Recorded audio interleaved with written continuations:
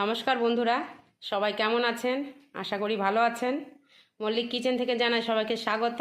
তো চলুন বন্ধুরা, আমি আজকে রেসিপি বানাতে চলেছি ভোলা মাছ কলার পাতায় ভাপা। তো এর জন্য লাগছে, আমি বেটে রেখেছি সব রকমের মশলাগুলো দিয়ে দেব। জিরে, আদা, রসুন, পেঁয়াজ দিয়ে দেব, কাঁচা সর্ষের তেল দেব, পরিমাণ মতো লবণ,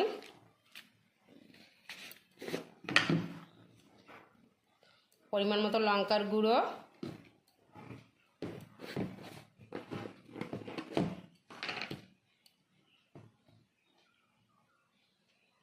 পরিমাণ মতো হলুদ গুঁড়ো দিয়ে আমি ভালো করে মাছটা মাখিয়ে নেব।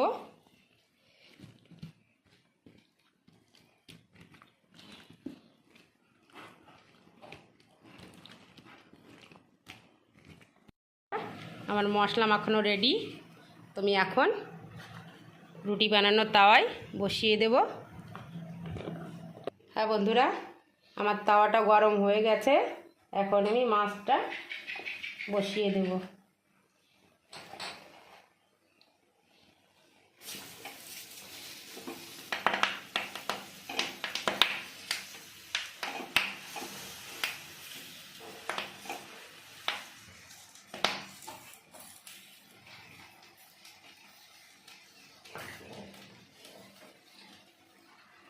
আর একটা কলা পাতা দিয়ে ঢাকা দিয়ে দিলাম, তারপরে একটা ঢাকনা দিয়ে চাপা দিলাম।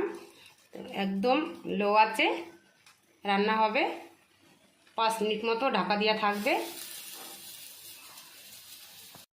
আর বন্ধুরা দেখুন, আমি ঢাকনাটা খুলে নিলাম, দেখি এবার কি দেখি হয়েছে।